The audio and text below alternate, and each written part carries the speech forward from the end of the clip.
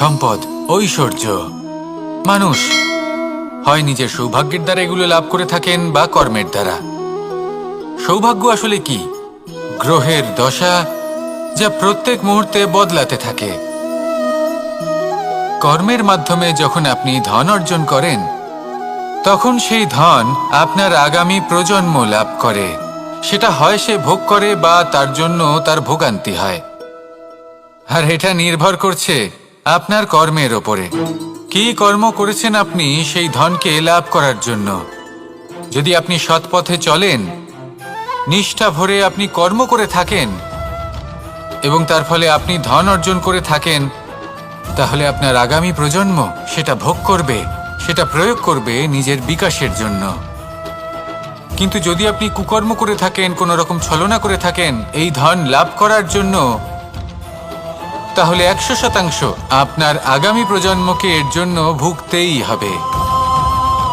তাহলে আপনি কি চাইবেন?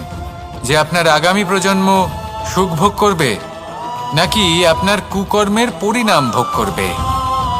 নির্বাচন আপনারই। আসুন আমার সাথে ভালোবেসে বলুন, রাধা রাধা। লোভ আপনার অন্তরের আরো একটা শত্রু। দেখতে গেলে এটা একটা শব্দ, একটা সংস্কৃত শব্দ।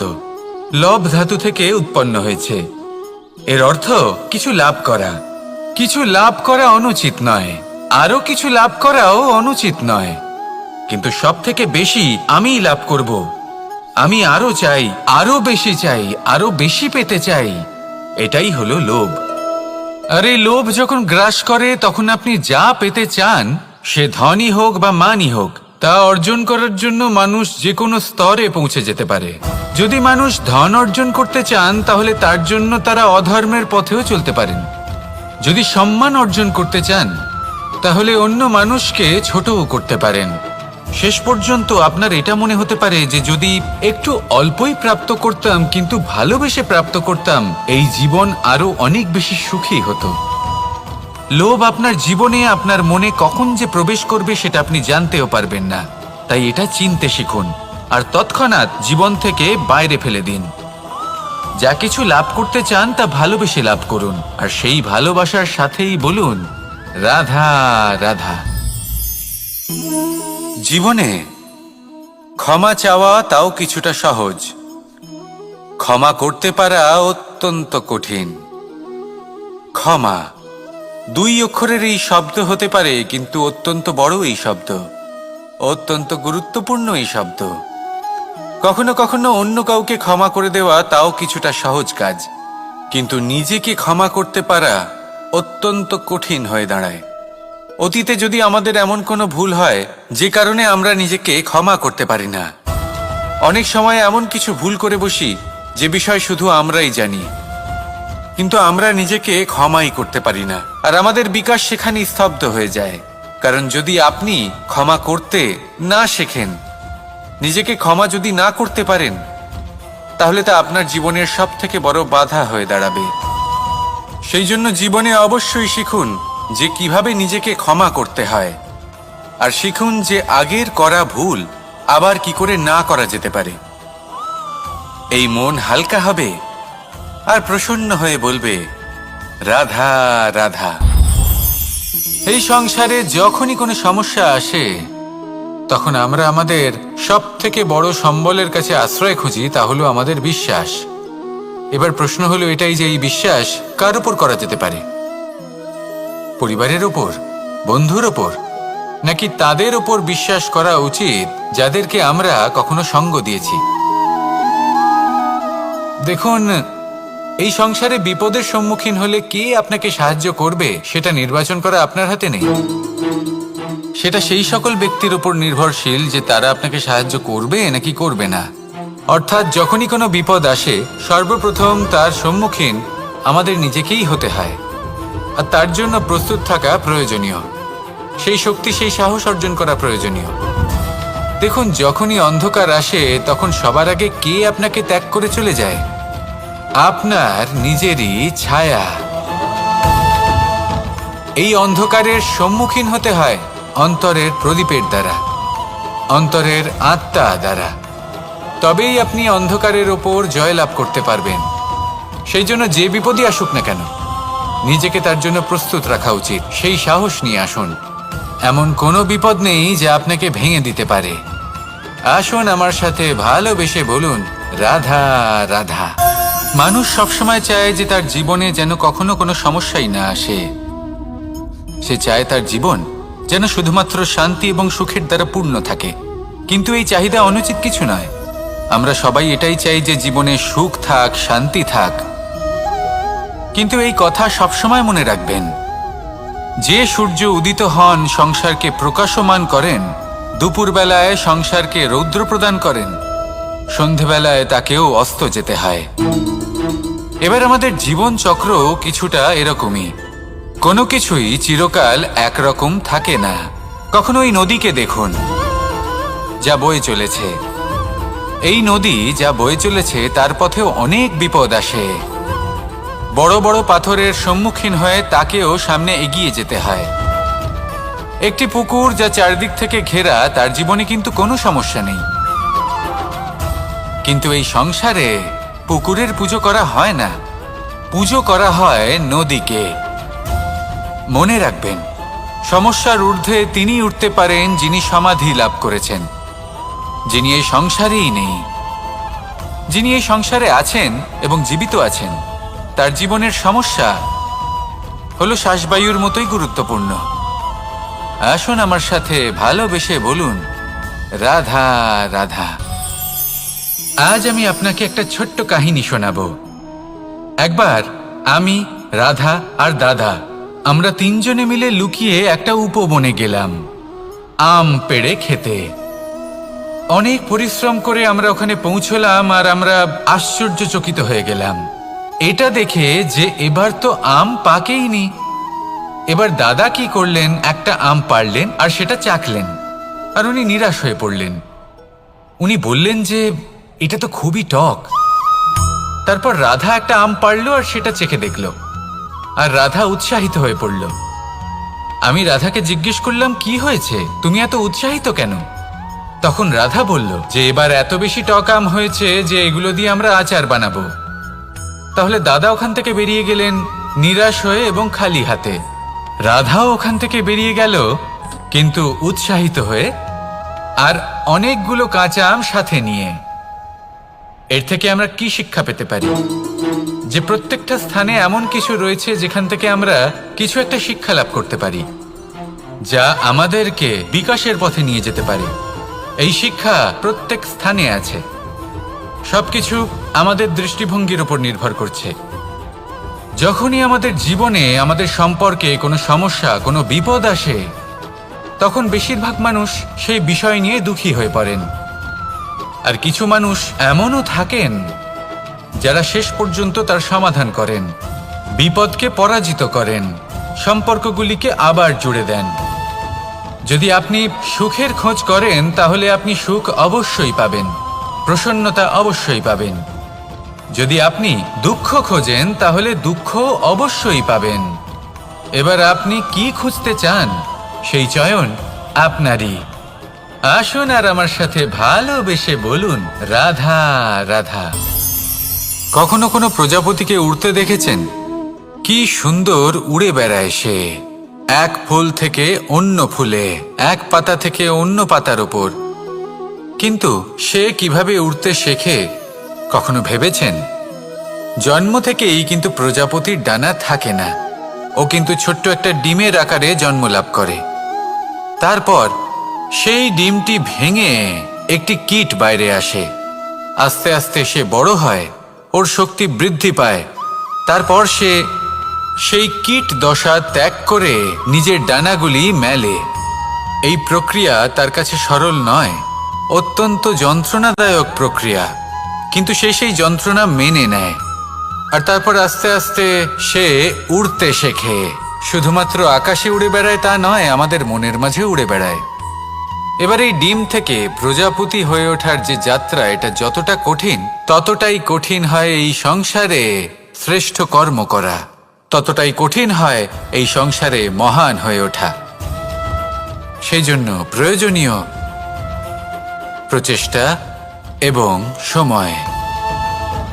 নিরন্তর প্রচেষ্টা করতে থাকুন, পর্যাপ্ত সময় নিন এবং আপনি নিজেকে এই আকাশে উড়ন্ত অবস্থায় পাবেন।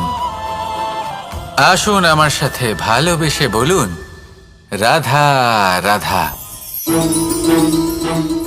রাধা রাধা। আপনারা হয়তো ভাবছেন কি আশ্চর্য ব্যাপার, প্রত্যেকবার আমি কথা শেষ হওয়ার পরে রাধা রাধা বলি। এইবার আমি আগেই বলে দিলাম। কারণটা কি? কারণ হলো অত্যন্ত বিশেষ। প্রত্যেকবার কথা সমাপ্ত হবার পরে আপনাদের সবার মধ্যে ভালোবাসা বিতরণ করতে চাই, তাই রাধা রাধা বলি। কিন্তু এইবার এই নতুন এবং বিশেষ সূত্রপাতে প্রথমে প্রেম বিতরণ করা অত্যন্ত আবশ্যক। এবার একটা বিষয় আছে যা জানেন হয়তো সকলেই, কিন্তু বুঝতে খুব কম জন পারেন। এই প্রেম, এই আনন্দ, এই সকল কিছুর সূত্রপাত হয় নিঃস্বার্থ আবেগের দ্বারা। ঠিক যেমন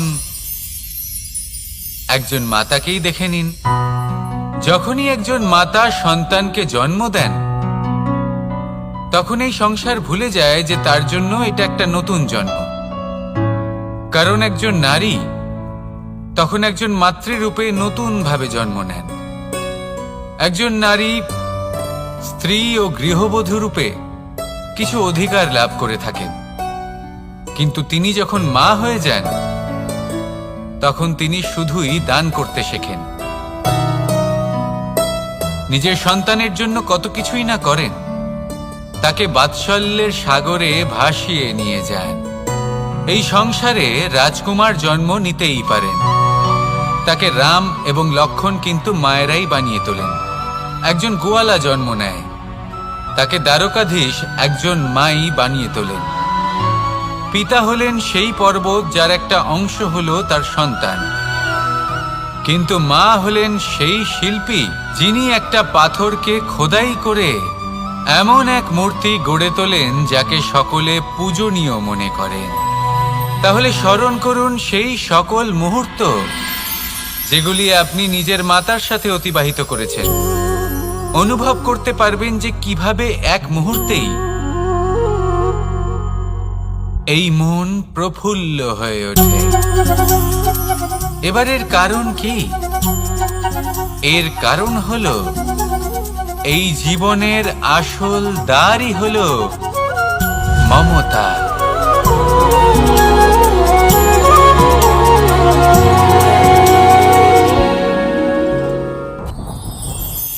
যত শক্তিশালী এই মন, তত শক্তিশালী এই শরীরও। এই যে আমাদের শরীর, এটা আসলে কি? এ হলো একটা রথের মতো। আর একটা রথ ততক্ষণ চলতে পারবে না যতক্ষণ না তাকে কোনো সারথি চালাবে। এই মন হলো শরীরের সারথি। এবার ভাবুন, যদি এই সারথি শক্তিহীন হয়, দুর্বল হয়, তাহলে এই রথের কি হবে?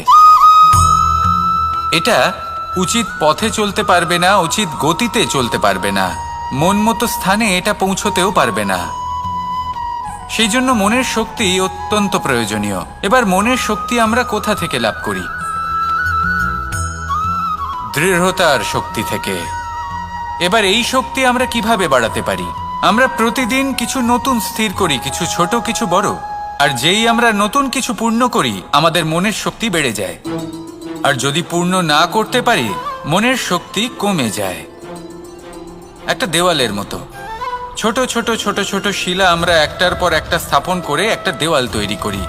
এতগুলো পাথর যখন একত্রিত হয়ে যায়, তখন এমন এক দেওয়াল তৈরি হয় যাকে ভাঙা প্রায় অসম্ভব হয়ে দাঁড়ায়। সেরকমই হয় মন এবং দৃঢ়তা। ছোট ছোট কাজ করে নিজের লক্ষ্য পূর্ণ করুন। এই লক্ষ্য যদি পূর্ণ হয়, তবে মনের শক্তি বাড়বে।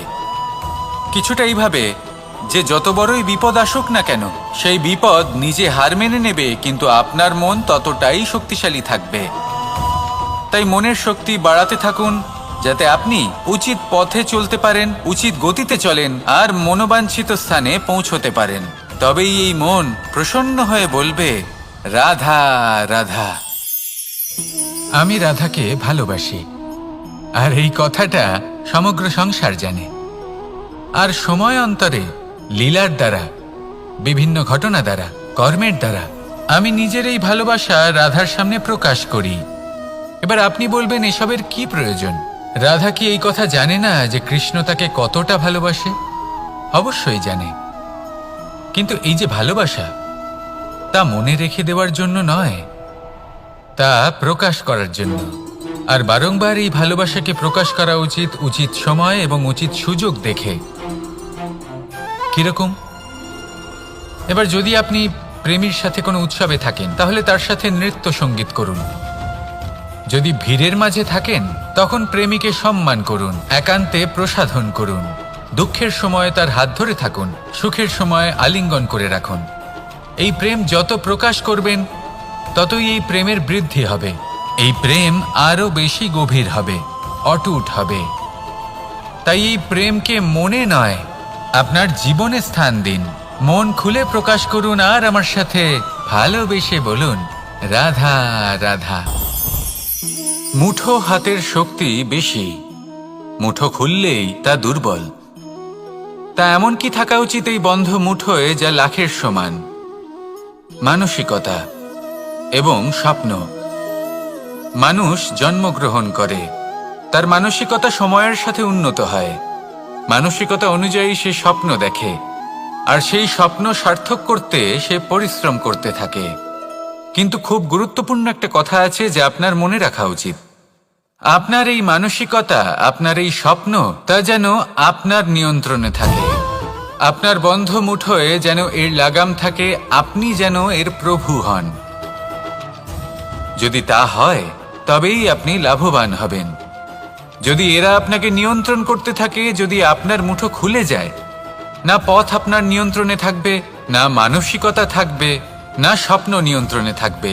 আর যদি তাই হয়, তাহলে আপনি আপনার ভবিষ্যৎ নষ্ট করে ফেলবেন। তাই নিয়ন্ত্রণ করতে শিখুন নিজের বিচার বুদ্ধি, নিজের মানসিকতা, নিজের স্বপ্নকে। নিজের এই স্বপ্ন পূরণ করুন আর আমার সাথে ভালোবেসে বলুন, রাধা রাধা। আমার কাছে যশোদা মা যেমন, আমার কাছে দেবকী মা যেমন, আমার কাছে ঠিক তেমনই হলেন গোমাতা। এবার ভেবে দেখার বিষয় হলো এটা, যে এই সংসারে অসংখ্য প্রাণী আছে। একজন গাইকে একজন মায়ের মর্যাদা কেন দেওয়া হয়? তাহলে এর অনেকগুলো কারণ আছে।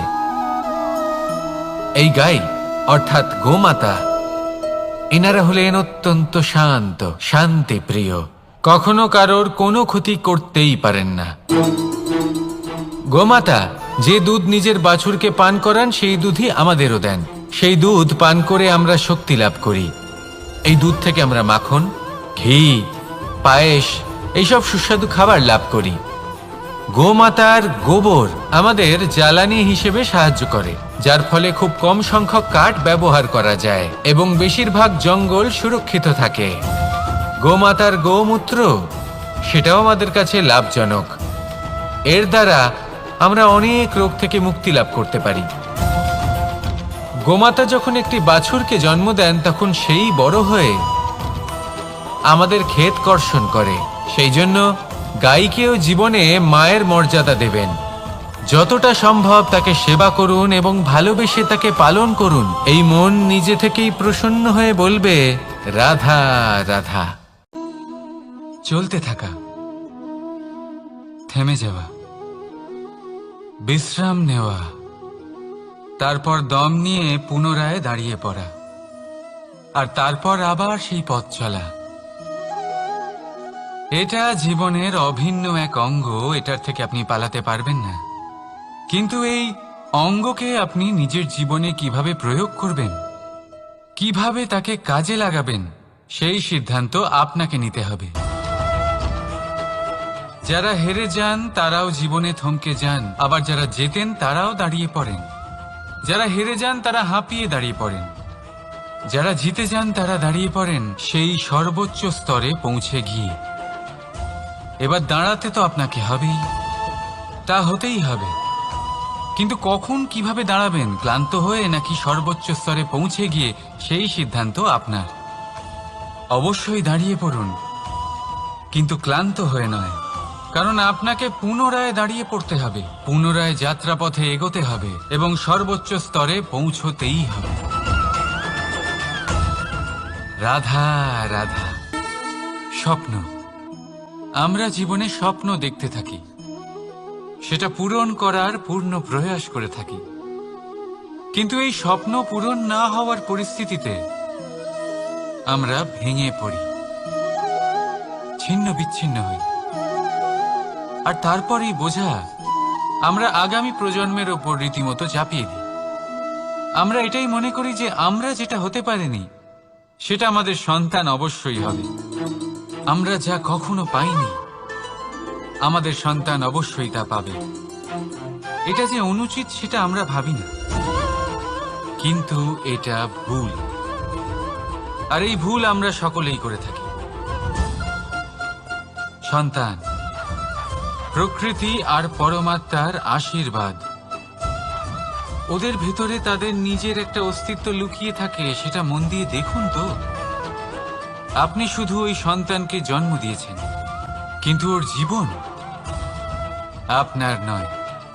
তাই নিজের সন্তানের সাথে থাকুন, সময় কাটান, ওদেরকে ভালোবাসুন, সবসময় প্রেরণা দিন, কিন্তু প্রেরণা দিন ওর নিজের অস্তিত্বকে বাড়ানোর জন্য, ওর নিজের স্বপ্ন পূরণ করার জন্য, আপনার স্বপ্ন পূরণ করার জন্য নয়।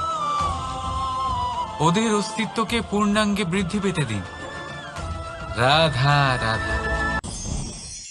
এই পুকুর দেখছেন আপনি? পুকুরের জল কখনো প্রবাহিত হয় না, একই স্থানে জমে থাকে, আর সেই কারণে কিছুদিন পর ময়লা হতে শুরু করে। কিন্তু তাও আমরা একে ত্যাগ করি না, আমরা তবুও একে পুজো করি। শুধুমাত্র এই কারণে নয় যে অতীতে সে আমাদের তৃষ্ণা মিটিয়েছে, কিন্তু এই কারণেও যে যদিও বা সে ভবিষ্যতে আমাদের তৃষ্ণা না মেটায়, কিন্তু প্রয়োজন হলে আগুন অবশ্যই নেভাতে পারে।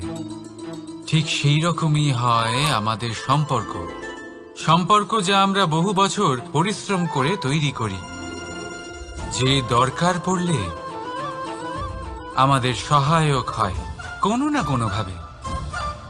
সেই জন্য সম্মান করতে শিখুন এই সম্পর্কগুলিকে, শিখুন এই সম্পর্কগুলিকে অটুট রাখতে। কথায় কথায় এই সম্পর্কগুলিকে ভেঙে দিতে শিখবেন না। রাধা রাধা। বিষ, এই শব্দটা শুনলেই মনে অনেক কল্পনা জন্ম নেয়। কল্পনা অসহ্যকর তিক্ততা, কল্পনা অত্যন্ত বেদনাদায়ক মৃত্যু। এবার যদি আপনাকে জিজ্ঞেস করা হয় যে সবচেয়ে বিষাক্ত বিষ কোনটা, তাহলে আপনি কি বলবেন? কেউ বলবে সর্পের বিষ, কেউ বলবে কাঁকড়া বিছের, কেউ বলবে কালকিউটের বিষ। কিন্তু না, এই সমস্ত রকম বিষ সেই বিষের সামনে টিকতে পারবে না যাকে আমরা বলে থাকি কানের মধ্যে ঢালা বিষ। শুনতে অত্যন্ত মিষ্টি, কিন্তু তিক্ততায় অত্যন্ত বিষাক্ত। পেটের মধ্যে যাওয়া এই বিষ শুধুমাত্র একটি মানুষের মৃত্যুর কারণ হয়, কেবল একটি। কিন্তু কানের মধ্যে ঢালা এই বিষ একাধিক সম্পর্কের নাশ করতে পারে। আর এটাতে সেই ব্যক্তির ভুল নেই যে আপনার কানে বিষ ভরেছে, আপনি তাকে দোষ দিতে পারেন না। এখানে দোষ আপনার নিজের, যে এই বিষকে আপনি নিজের উপরে প্রভাব ফেলতে দিয়েছেন, এই বিষকে সুযোগ দিয়েছেন আপনার ক্ষতি করতে। এটা আপনার ভুল। সেই জন্য কুমন্ত্রণায় কখনো কান দেবেন না। আপনার মনে ভালোবাসার দৃঢ়তা জাগিয়ে তুলুন আর নষ্ট করে দিন এই সংসারের সমস্ত বিষের প্রভাবকে। রাধা রাধা। জীবন, আমাদের এই জীবন সুখ আর দুঃখ, এই দুইয়ের মিশ্রণ। এদের সংমিশ্রণই জীবনের ভারসাম্য বজায় রাখে। এখন এই সুখ সুখ এমন এক বস্তু যাকে সবাই খুঁজে চলেছে। দুঃখ এমন এক অনুভূতি যা সবার কাছে আছে। আমাদের প্রত্যেকের জীবনে সুখ আর দুঃখ আসতে থাকবে আর যেতেও থাকবে। এটা অবশ্যই জীবনে থাকবে, কিন্তু সফলতা এটা সবার জীবনে আসে না। কেন? কারণ এই সফলতা সুখ আর দুঃখের দ্বারা প্রাপ্ত হয় না। সফলতা প্রাপ্ত হয় নিজের উপরে বিশ্বাস করতে থাকলে। আকাশের ওই সূর্যকে দেখুন, সূর্যের বিশ্বাস আছে নিজের উপর যে সে সমস্ত জগৎকে আলোকিত করতে পারবে, নিজের প্রথম রশ্মি দিয়ে অন্ধকারকে দূর করতে পারবে। সূর্য এই বিশ্বাস নিয়েই আসে, আর কিছুক্ষণের মধ্যেই সমস্ত সংসার থেকে অন্ধকারকে বিনাশ করে ফেলে সে। তাহলে মনে রাখবেন, এই সুখের আভাস, এই দুঃখের অনুভূতি আসতেও থাকবে আর যেতেও থাকবে। শুধু নিজের উপরে বিশ্বাস রাখুন, তারপর দেখবেন এই সফলতা আপনার দাস হয়ে থাকবে। রাধা রাধা। চাঁদ কত শ্রেয়, শুভ্র, কত সুন্দর, কিন্তু যদি আপনি মনোযোগ সহকারে দেখেন তাহলে দেখবেন এই চাঁদেও দাগ আছে। আর এই দাগগুলি থাকার কারণে কি এই চাঁদের মাহাত্ম্য কখনো কমে যায়? কখনো নয়। এর কারণ হলো চাঁদের নিরন্তর চেষ্টা। একবার এই আকাশে দেখুন, এই অন্ধকার সবসময় চেষ্টা করে চাঁদকে ঢেকে দেওয়া, কিন্তু এই চাঁদ সবসময় এই অন্ধকারের সাথে লড়াই করতে থাকে। অমাবস্যা থেকে শুরু করে চাঁদের এই যাত্রা পূর্ণিমা অবধি পৌঁছেই যায়। আর তাই এই চাঁদের পুজো করা হয়, এই কারণে এই চাঁদকে মাহাত্ম্য দেওয়া হয়। এইভাবেই যদি আপনার মধ্যে কোনো দোষ থাকে, কোনো খারাপ কিছু থাকে, তাহলে সেটা কোনো বড় ব্যাপার নয়। চেষ্টা করুন সেটাকে শুধরে নেওয়ার, কিন্তু সেই কারণে নিজেকে খারাপ মনে করা এটা অনুচিত। নিজের ভুলগুলো, নিজের দোষগুলো, নিজের খারাপ দিকের কথা ভুলে আপনি এই সংসারের ভালোর দিকে প্রস্থান করেই দেখুন না। আপনি দেখবেন আপনার অন্তরের তেজ ঠিকরে বেরোচ্ছে। রাধা রাধা। এই পিঁপড়েদের দেখছেন আপনি? সবাই একই রকমের। এদের মধ্যে তফাৎ খুঁজে বার করা অসম্ভব। মনে হয় যেন ওদের আলাদা আলাদা অস্তিত্বই নেই। কিন্তু যদি আপনি মন দিয়ে দেখেন তাহলে দেখবেন প্রতিটা পিঁপড়ের আলাদা কাজ নির্ধারিত, তাদের আলাদা অস্তিত্ব আছে। কেউ বাড়ি বানানোর জন্য মাটি সংগ্রহ করতে পটু, কেউ ঢিপি বানাতে পটু, কেউ খাবার খোঁজায় পটু, আবার কেউ সেই খাবার আনায় পটু। ঠিক সেরকমই হয় মানুষেরা। মনে হতেই পারে সবাই একই রকম, কিন্তু প্রতিটা মানুষের ব্যক্তিত্ব, প্রতিটা মানুষের অস্তিত্ব ভিন্ন হয়। আর সত্যি কথা বলতে কি, প্রতিটা মানুষের ভিন্নতাই আমাদের প্রগতির দিকে নিয়ে যায়। ভাবুন, যদি আপনাকে কারোর সাথে হাত মিলিয়ে চলতে হয়, তাহলে আপনাকে আপনার সোজা হাত তার উল্টো হাতে ধরে এগোতে হবে। এটাই সৃষ্টিকর্তার সৃষ্টির নিয়ম। ভিন্নতা, এই ভিন্নতাকে আশীর্বাদ ভেবে চলুন, এতে কোনো খারাপ নেই। রাধা রাধা। দাদা আমাকে বহুবার জিজ্ঞেস করেন যে কানাই, তুমি রাধার সাথে এই সংসারকে প্রেম শেখাতে এসেছো, তাহলে কেন তুমি রাধাকে এত বিরক্ত করো? কেন ও তোমাকে বিরক্ত করে? কেন এই ঝগড়াঝাটি হয়? কেন এই টানাপোড়েন চলে? এবার এটার উত্তর আমি কিছুটা এইভাবে দিতে চাই। পিঁপড়ে সেই বাড়িতেই প্রবেশ করে যেখানে মধু উপস্থিত আছে। যদি আপনার বাড়িতে মধু থাকে, কোনো মিষ্টি জিনিস থাকে, মিষ্টত্ব থাকে, তাহলে পিঁপড়ে সেখানে অবশ্যই প্রবেশ করবে। ঠিক এই রকমই হয় আমাদের সম্পর্ক। এর মধ্যে ছোটখাটো ঝগড়াঝাটি, টানাপোড়েন, রাগ করা, মন ভাঙানো, এই সব তো চলতেই থাকে, বিশেষ করে সেই সম্পর্কগুলিতে যেখানে মিষ্টত্ব আছে। মনে রাখবেন, যেই সম্পর্কে কোনো খুনসুটি নেই, রাগ করা, মান ভাঙানো নেই, কোনো ছোটখাটো ঝগড়াঝাটি নেই, সেই সম্পর্ক শুধুমাত্র মস্তিষ্ক দিয়ে পালন করা হচ্ছে, মন থেকে নয়। তাই মন থেকে ভালোবাসতে শিখুন। আর এই ছোটখাটো ঝগড়াঝাটির, এই অম্ল মধুর খুনসুটির আনন্দ উপভোগ করুন, কারণ এতেও ভালোবাসা আছে। রাধা রাধা চারিদিক থেকে ঘিরে ধরে, তখন এই অহংকার আমাদের ছায়ার মতোই বিলুপ্ত হয়ে যায়। তাই সেই কারণে আপনার জীবনে সংকটের আগমন আপনার অহংকার নষ্ট করেই দেবে, কিন্তু তার জন্য সংকটের অপেক্ষা কেন করবেন? এই অহংকারকে বাড়তেই দেবেন না, উৎপন্ন হতেই দেবেন না। বিবেকের সুতো দিয়ে বেঁধে রাখবেন একে। দেখুন, আমি শ্রেষ্ঠ, এটা বিশ্বাস করতে কোনো আপত্তি নেই, কিন্তু শুধুমাত্র আমি শ্রেষ্ঠ, আর কেউ নয়। এই আত্মসম্মান নয়, এ হলো অহংকার। আর অহংকার আর কিছুই নয়, শুধু পতনের দিকে প্রথম পদক্ষেপ।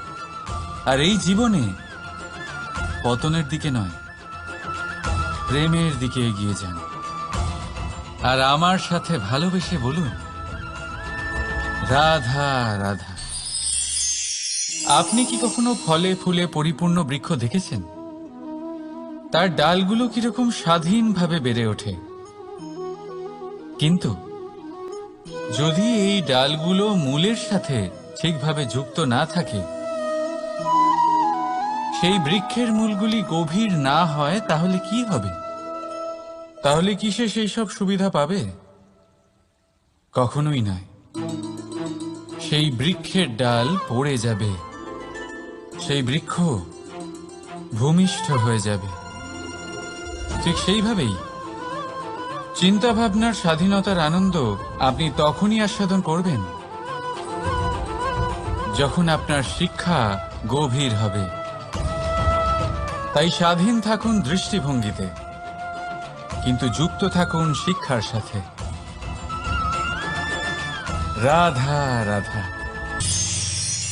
সমাজ, আমরা এই সমাজে বাস করি, আর বহুবার একটা গুরুত্বপূর্ণ কথা ভুলে যাই।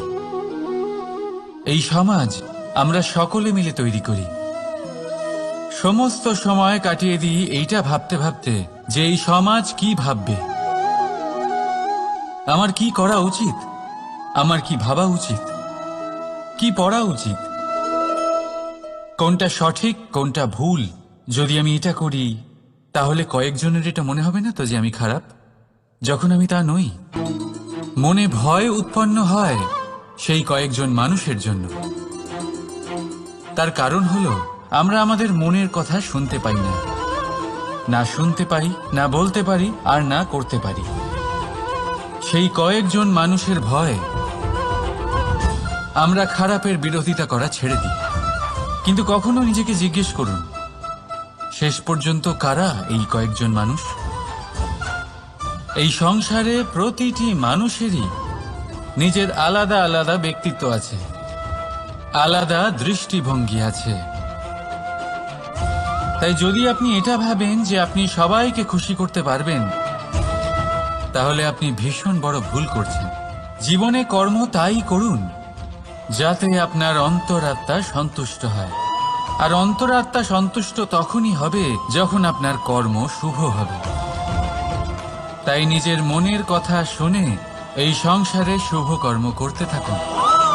তবেই এই সংসারের কর্মে আপনি সার্থক হবেন। রাধা রাধা। এই পাতাকে দেখুন, কত কোমল, কত শীর্ণ। যদি এদের বদলে কোনো দৃঢ় বৃক্ষ হয়, তখন হাওয়ার তীব্র গতি সে সহ্য করতে পারে না, তার সম্মুখীন হতে পারে না, ভেঙে পড়ে যায় সে। ঠিক সেই রকমই হয় আমাদের সম্পর্ক। যদি এর মধ্যে সেই নমনীয়তা না থাকে, অহংকারের দৃঢ়তা থাকে, সেই সম্পর্ক নষ্ট হয়ে যায়। তাই আনুন এই নমনীয়তা আপনার সম্পর্কে, যাতে কাল যদি কোনো সমস্যা এসে দাঁড়ায়, এই সম্পর্ক যেন না ভেঙে যায়। একবার ওই আকাশের দিকে তাকান, সূর্য চন্দ্রকে দেখে নত হয়ে যায়, আর আমরা তো সাধারণ মানুষ। তাই সম্পর্ক নিচু করবেন না, সম্পর্কের সামনে নত হতে শিখুন। রাধা রাধা। প্রেম, আমরা সকলে প্রেম করি, প্রেম পাওয়ার চেষ্টা করতে থাকি, আর হতে থাকেন। এবার এমন হলে কি করা যেতে পারে? দেখুন, এই হলো হলুদ, প্যাক করে দিয়ে একটা নতুন রং তৈরি করল।